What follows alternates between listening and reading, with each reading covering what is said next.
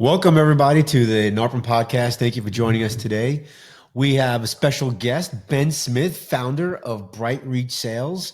Ben's 13 plus years in sales, and he's actually been director of sales his last two positions for providers that service the PM industry. Ben has been in the industry almost as long as I have been, but he's like 20 years younger, but he's almost in the industry almost as long as I've been. Ben and I have known each other since I think it was around 16, 17-ish, maybe, Ben? I think 2018. That was when I came into the industry, and you and I met 2018. pretty shortly Okay. after that. Yeah. All right. So 2018. Yep. And so if you don't know Ben, he's been around for quite some time. He was, I don't know if I'm allowed to say, but you were second nature for many years. Yep. I do have a quick story about Ben, though, real quick. Okay. Ben left sales for a hot minute and became a property manager Uh, for um, for a hot minute, like about a year, and then he's like, you know it was what? about two. It was about two. It was It's about about two. two We can, years, and yeah, then we can he's trade like, some you more know stories. what? I think I like servicing property managers more so than being a property manager. So you got a quick exit, right? Got it, built it up, and quick exit, and now you're starting BrightReach Sales. Yeah, that's right. I had the bright idea during COVID that I wanted to become a property manager, and so I got licensed here in Raleigh and partnered up with a brokerage, and yeah, did the work of a property manager for about 2 years, and ultimately decided, one, trying to have a side hustle while you're still working your day job, not super easy, especially when you've got young kids and a family that you're also taking care of. But also just that, hey, just because you know a lot about property management doesn't mean you're necessarily cut out to be one. And I pretty quickly learned that for myself. Yeah. Yeah. So this is actually a true vendor who has actually stood in our shoes. So Ben, welcome to the Norton Podcast. Thanks so much for being here, brother. Yeah. Thanks for having me on, Pete. It's an All honor. right. So I got to ask because I'm a founder, two-time founder now. You could be some big wig right now at a stable organization.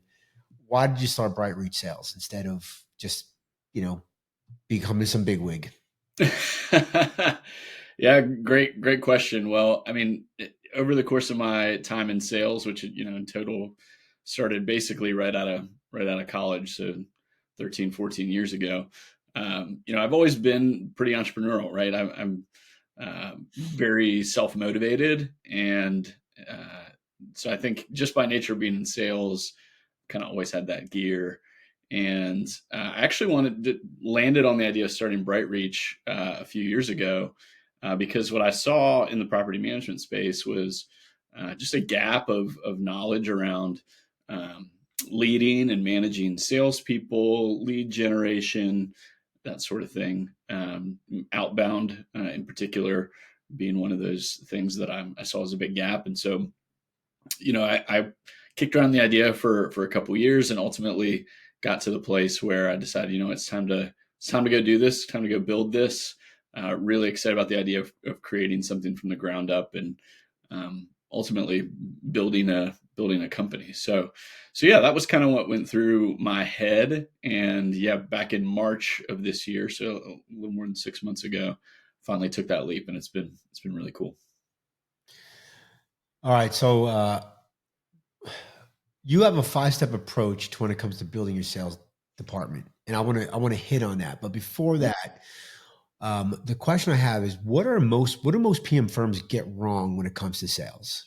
Mm, yeah, Now, really I'm good. sure it's a long list, but just give me like two or three kind of like what you've seen out there.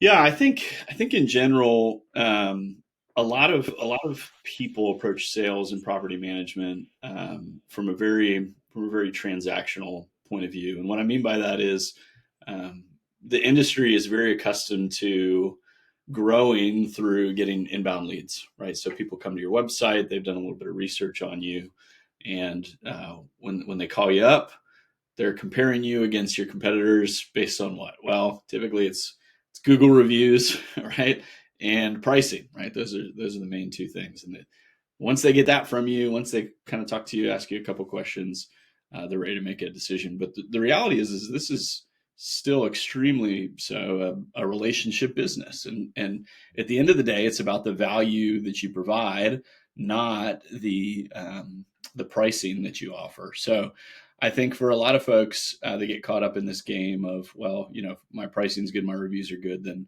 I should be able to grow. And I don't think that's necessarily the case. So that's kind of the first thing, Pete. The other thing I would add too is that, for a lot of folks in the industry, they tend to be very operationally minded. You were one of those folks, right?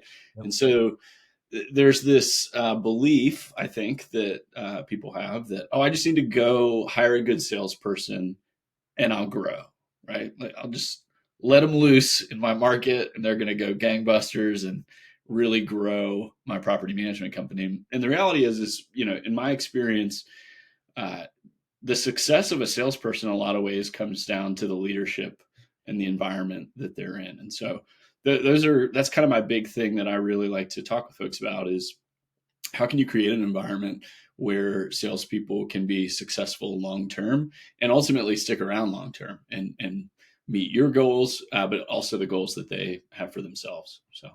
So I'll summarize from what I hear is mistake number one is that I'm going to compete on price, and mistake number two is I'm going to hire somebody and abdicate instead of delegate, train, and all that good stuff. Just hire a salesperson. Yeah, that's a good way to put it. I like it. All right, I like that. Yeah, I think I made both of those mistakes actually. All right, That's so all let's talk right. about. Go ahead. Sorry. I was just gonna say you're doing something right, Pete. So yeah, we all make mistakes and we learn from them and we keep going, right? Well, I had a business coach tell me a long time ago, business doesn't get easier, you get better. Mm. And so, I got the gray hairs. I'm long in the tooth now. So, if I was still making the same mistakes I was 20 years ago, that wouldn't be good. You got to learn from other people's mistakes, learn from your own mistakes. But obviously, you just, the more knowledge you get. That's why I love NARPM. That's why I'm doing the podcast and talking to great people like you. Because every time I have a conversation with somebody, I learn something. And every time I go to a conference, I learn something, whether I was from a PM's perspective or a vendor perspective, and no one can take that knowledge away. Absolutely, man. You know? Spot on. So All true. right. So let's talk about your 5-step phase approach when it comes to, I call building your sales department. Is that right? Or is it kind of like your sales systems? Like what's do I have it right? Five. Yeah. Okay. Yeah, I think you could call it both of those things, right? It's your approach, it's the foundation that allows you to go out and ultimately be successful. Yeah. Now, we didn't talk in the green room about this, so I don't know. Is this secret sauce, or can we talk a little bit about this to the listeners? No, let's talk about it. Yeah, I've got it right there on the website, so nothing secret about it. All right. So let's talk about. So the first phase one is strategy. Yeah. So let's talk a little bit about that, and then also talk a little how long it typically takes to get out of phase one. Yeah, great question. Yeah, so strategy, I think, comes down to some really foundational questions around what you're trying to accomplish as a business owner, right? And that includes things like how much do you want to grow, right? You and I have worked with a lot of folks in this industry who run companies that, maybe have 150, 200 doors, 250 doors, right? Not huge, but very, very Happier than most. yeah, very, very successful and really, really profitably. So, there are certainly folks out there who say, "Hey, I want to grow to 1,000 doors." It's, okay, well, then the goal and the money you spend and the resources you invest is going to be different than if you're just looking for small growth year over year. Maybe you're just above replacing the clients that you're churning, and that's perfectly okay. But you got to be clear on that, right? Because that's ultimately going to drive what you decide to do. The second piece of that, Pete, is who are the types of clients and properties that you want to bring on, right? And I would hope that the answer for most people is not, well, if it's a rental property and these zip codes, then I want them, right? The reality is that not only are you taking on a property, but you're taking on a person, right? And there are some owners that may not be a fit for the way that you do business, right? They may not fit in well to the systems that you have built on the operational side. And ultimately, it's going to create a lot of headache for your team over time. So I really want people, right, regardless of whether or not they work with me, to get as specific as possible on who that ideal client is, down to like personality type, approach and mindset around how they want their property managed. I really take the time to walk through that with people, because ultimately what that allows us to do is have a lot of clarity around who we are looking for, so we're not bringing on bad fit clients, right? The third piece of that strategy, I would say too, is what's your unique value proposition, right? How do you solve problems for people? You know, if the answer to that is I collect the rent and I deploy maintenance when needed, I want you to be more specific, right? Because at the end of the day, anybody can do those things, right? Those kind of the basics. But the reality is you're providing peace of mind for people. You're providing freedom. You're helping them build long-term wealth. And so I really want the management companies that I work with to have a clear sense of what those things are, because it only allows you to, better message what it is that you're saying when you do talk to a prospect or you do put out marketing, that sort of thing. When you say ideal client, you're talking about not just properties, but owner as Mm-hmm. well. And is that, I'm going to use a marketing word here. Is that your ICP? Is that That's right. the thing? Yep. Okay. Yep. So ideal client profile. Okay. Yep. And I love the unique value proposition. If you don't know what that is and you're not really familiar, like obviously reach out to Ben for sure. Yep. Okay, so now you got about 3 or 4 steps here. It sounds simple, but this is not something that you can do in an hour, a day. Is this take does this take a little bit of time? Yeah, absolutely. Yeah, I would say, in total hours spent on calls with folks, it's a few hours, right? And depending on how specific you are and how clear you are on these things, it could be longer. But ultimately, what I like to do for folks is take everything that I hear from the business owner, but also the team, and then distill it down into something that is actually like digestible. It can be handed to a new team member and say, "Hey, here's our ideal client profile.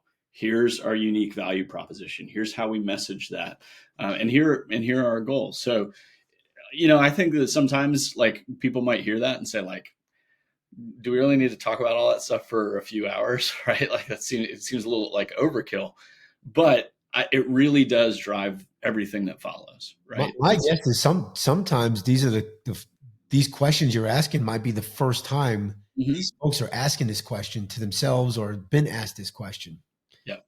Yep. right? Exactly Uh, right. I always tell the story when we first started Empire.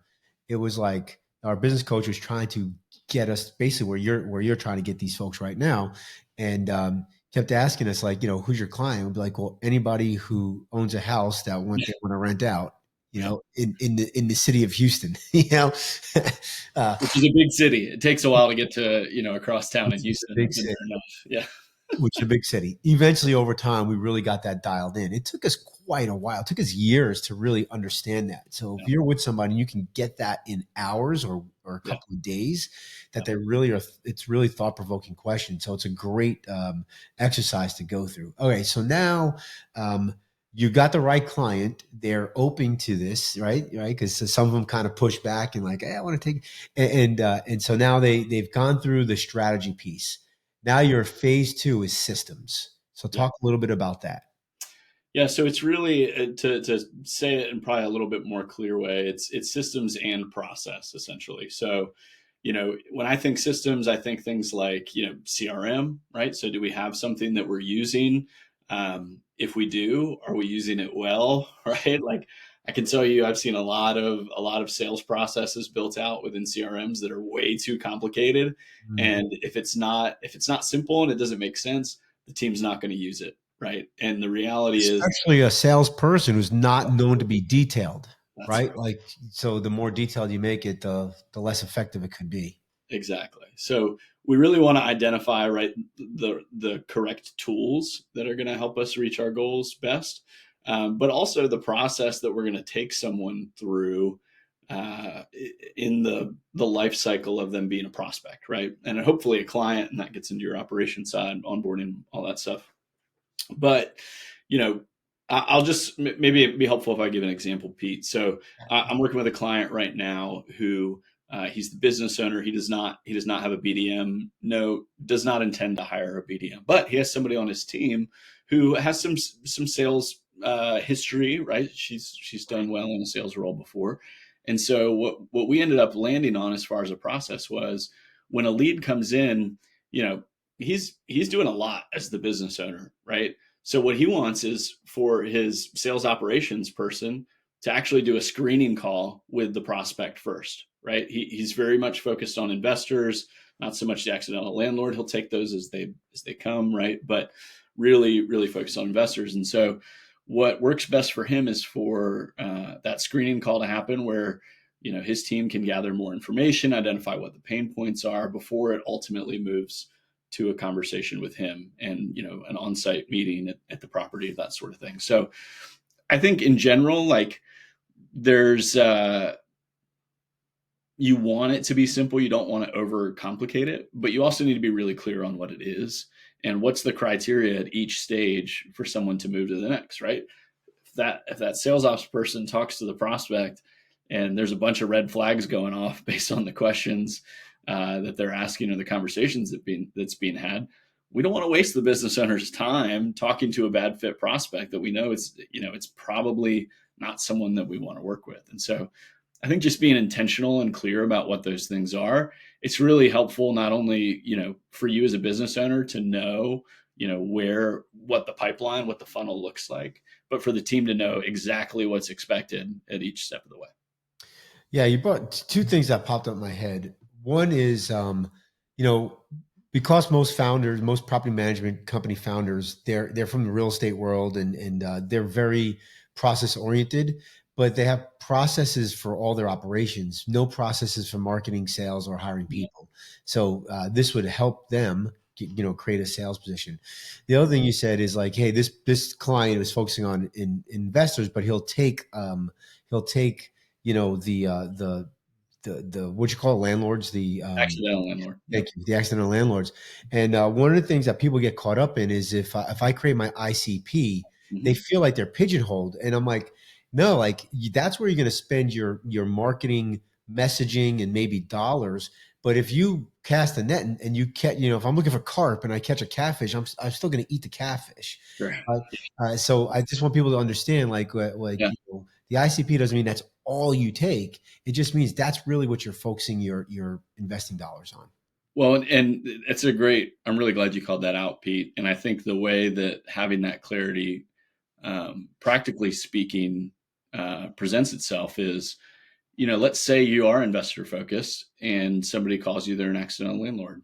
Well, you ask the right questions, get an understanding of, okay, is this a long-term hold, or is it, are they really just going to rent it for a year or two? Do they have cash flow constraints, right? Like you want to keep an eye out for those flags. But if everything looks good and they seem like they're going to be a good fit, you know, hey, here's kind of our boilerplate pricing. We're going to charge a 10% management fee, a 50% lease up fee.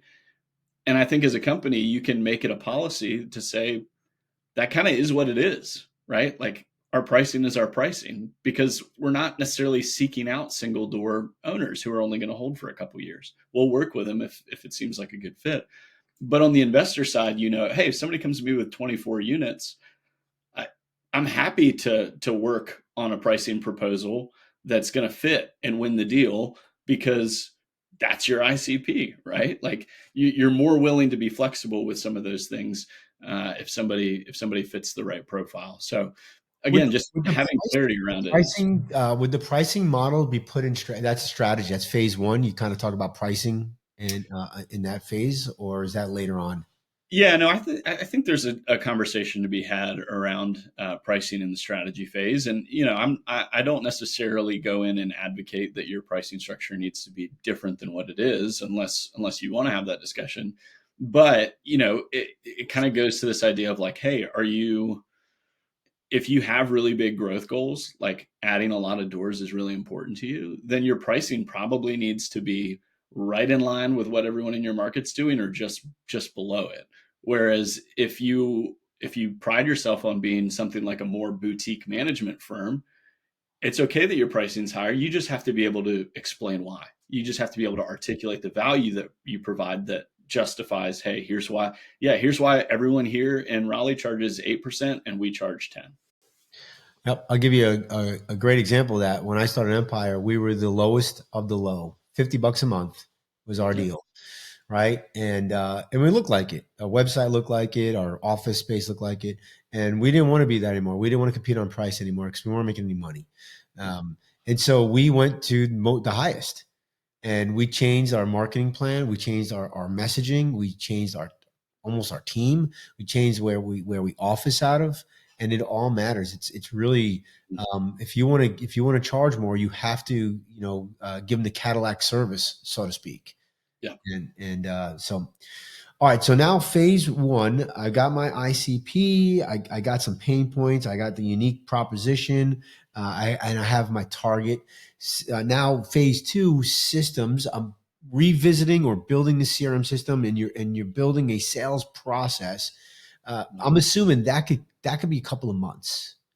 Right. Yeah, it can be, especially if we're building from scratch, right? If we're starting from zero, it's definitely going to take a little bit more time than just kind of making tweaks or changes. I'll throw. I'm going to put you on the spot here. Do you have a CRM system that you like that you recommend? Mm. Yeah, the one I've most commonly worked in, and obviously most people in the industry work with, is Lead Simple. But I've also heard a lot of good things about Aptly. I have clients that have gone to HubSpot, right? And I've used HubSpot a number of stops in my journey too. So I think it just depends on how complex what you're trying to build is, right? Like if you're wanting to do a lot of marketing out of your CRM, I would say something like HubSpot is going to be more powerful than a Lead Simple. So based on what sales system you're creating, you might want to determine, can my CRM handle it, or do I need to update my CRM, or do I need to change my sales system based on my CRM, based on the limitations? Yeah, absolutely. All right. Absolutely. So now I got strategy, I got systems in place. Let's talk about phase three, people. Yeah. Yeah. So this can look a number of different ways within a property management company, right? I've seen people be obviously successful with, you go out, you hire a BDM, right? Or you as a business owner decide, hey, I'm gonna be the person that handles, talking to prospects because it's my company. I built this. I want to make sure the people that we're working with are the right fit. But I think more and more, and this is something you and I have talked about, right? Like, it's worth considering. Are there other folks that could be a part of the team, that it's not just the salesperson or the business owner, and that could be something like a sales operations role, like a remote team member, somebody who's helping with a little bit more of the tactical administrative tasks, right? As you've noted already, not all salespeople are great with the details. Right.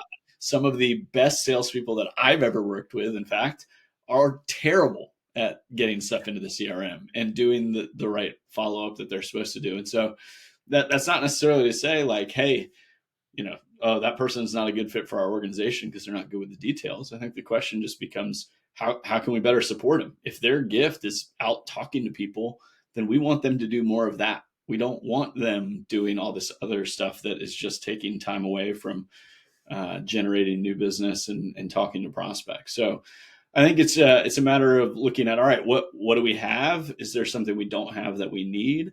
But also getting really clear on the roles and responsibilities within the organization. Who's going to do what? Some people like to bring in operations into the sales side of things. If it's, let's say, like we were talking about before, an investor that's got a portfolio, you might want somebody on operations to be involved in those conversations, that sort of thing. So I think just having clarity around who those people are on the team that are going to be involved, if there's handoffs that are happening during pre-sale or into onboarding, you want to be really clear on that stuff so everyone knows what they're supposed to be doing and what their role is.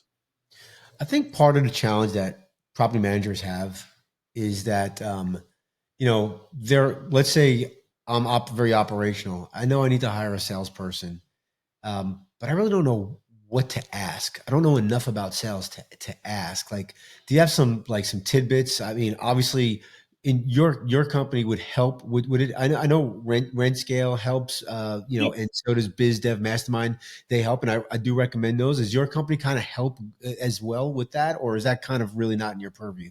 Yeah. Yeah. So at this point, I haven't done any active searches for folks. My role has been more advisory, right? And thinking through what is the job description? Because I think back to one of the questions you asked earlier, Pete, about what do people get wrong or maybe misconceptions people have.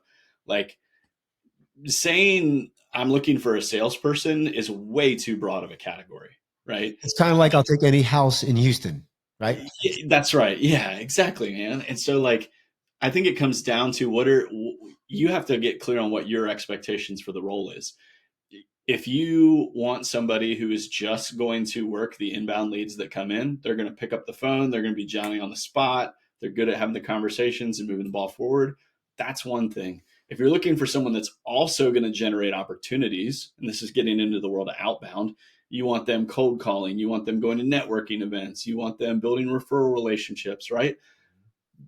Those two things do not always mesh, right? And so if you're just looking at a resume and saying, "Oh, sales experience, check," then you could potentially be putting yourself in a really bad position where you think you're hiring the hunter when actually what you got is the gatherer, the person that's just taking what's coming to them. So that's something that I would say my role is to help people get really clear on that stuff. And like you mentioned, that there are folks in the industry that are actively out, hiring. I think Dylan Scroggins with Calmar Group. Yep. Really think a lot of what Dylan does, which is actual recruiting, right? It's not just getting the job posting out. He's out looking for you. So I think there's a number of ways to handle it, but where I come in is mostly helping people get clear on what it is we are actually looking for. Yeah, I could this topic alone could be a full Totally. episode. 'Cause I'm super passionate about it now, especially now I'm in the recruitment world myself. Yeah. But let's for the interest of time, let's kind of move on. So now I got my strategy, my systems. I understand the type of person I want with the job description, the mindset, right? Core values. Now we talk about accountability, Mm. right? So this phase of people, am I just setting everything up, or am I hiring somebody at this point? Or am I just kind of getting everything ready, laying the found work, and then I go to accountability and optimization? Or do I hire somebody, then I go to accountability in the phase, in the approach? Yeah, I think if hiring is something that needs to be done, right, then that does still fall kind of within the people section.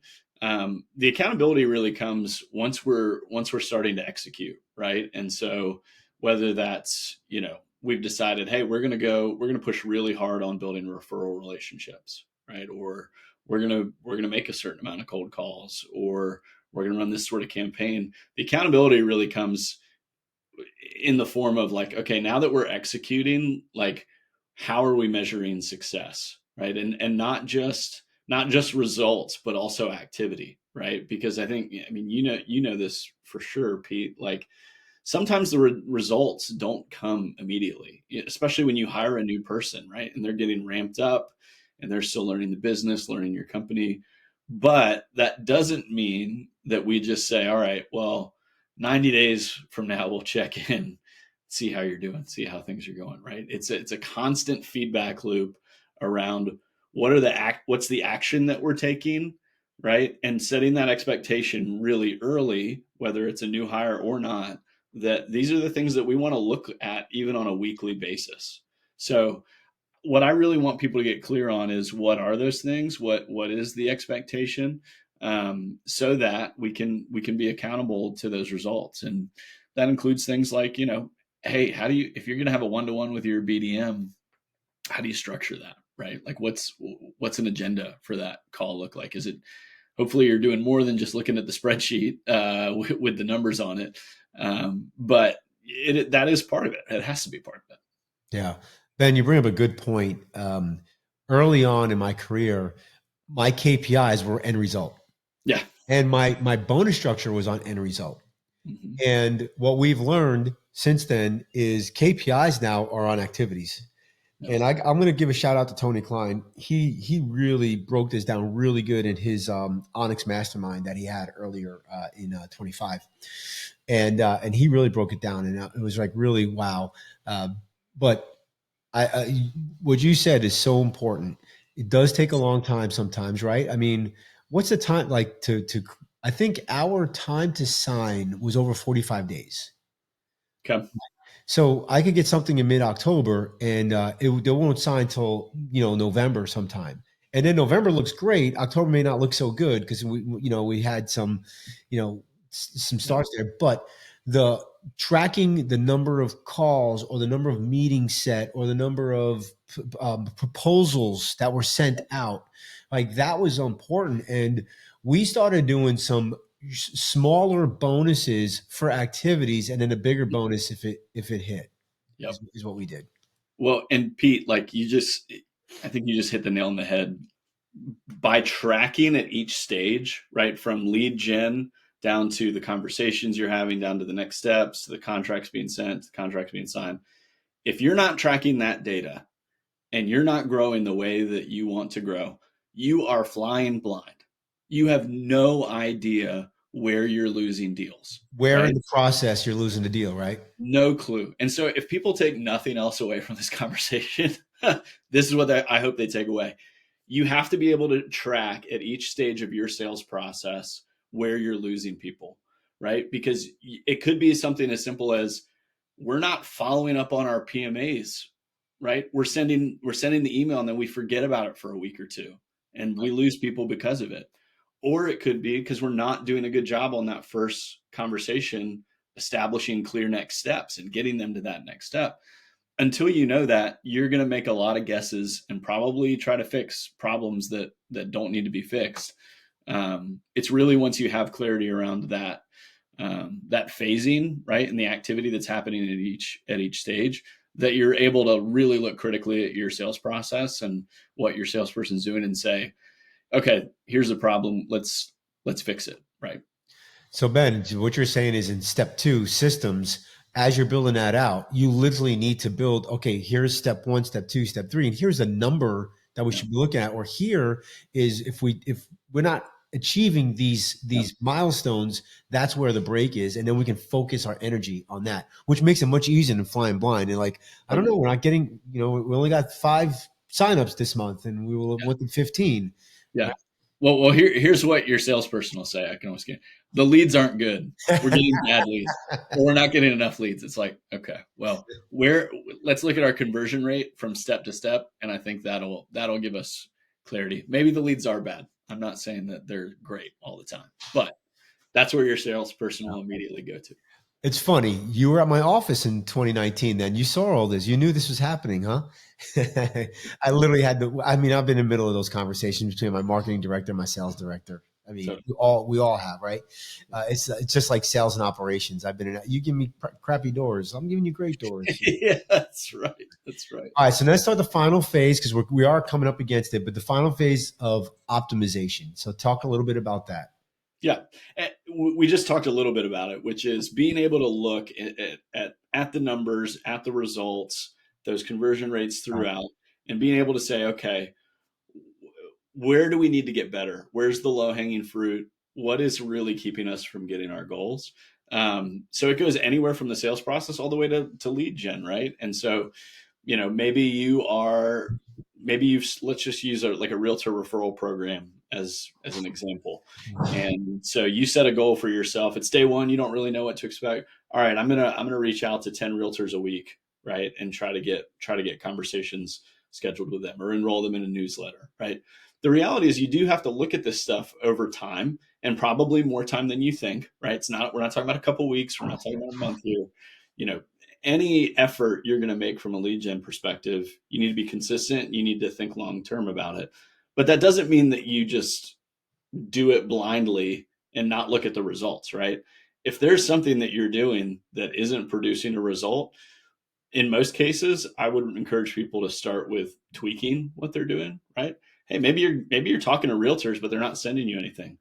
Okay, well, let's try doing a handwritten note immediately after we meet with a realtor and send it to their office. Or, hey, maybe the $250 referral fee, like that, just it doesn't really move the needle for most realtors. So let's keep doing what we're doing, but let's try upping that to $400 and see if we get anything different.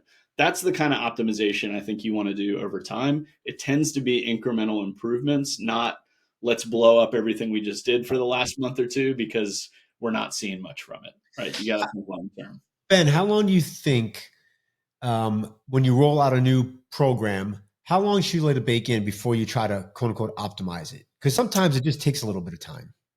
Yeah, absolutely. I think it depends on what it is. If you are like outbound is a good example of this, right? If your efforts are targeted towards people that have no idea who you are, they're completely cold prospects. I would say like you need to be thinking 6 months to a year in terms of an initiative like that. Maybe you have somebody on your team making cold calls, right? Or you're doing direct mail, right? It is a longer term deal because you might be reaching out to prospects at just the wrong time. Your message might be right, but the timing isn't good. So you're planting seeds for the future. So I would say with those cold efforts, reaching out to people that don't know who you are, it's definitely longer term. I think something like a realtor referral program or marketing to lost leads, like that's something that you could, say, hey, we're gonna set a 3 month target here, and then we're gonna look at how it's going, right, and reevaluate. All right, Ben, if somebody's listening to this and their mind is blown and they're like, oh my God, I'm not doing any of this stuff. I need some help. How do I get in touch with you? Yeah, absolutely. So my website is brightreachsales.com. You can see some resources around what Pete and I just talked about here, as well as access to some other free stuff around getting started with outbound. Or I do a podcast with Kristen Lopez called Outbound on Air. All that stuff you can find on my website, as well as you're always welcome to shoot me an email. I love talking to people and hearing more about their business, what they're doing, where they're trying to get to. So you can reach out to me directly, ben@brightreachsales.com. And if you are looking at maybe hiring a remote team member to be that assistant BDM or to be that cold caller, we call them SDRs. We have a whole job description, everything right on VPM Solutions. You can email me directly at pete@vpmsolutions.com or just go to our website, vpmsolutions.com. Ben, thanks so much for being here today. Hey, pleasure as always, Pete. Thanks, buddy.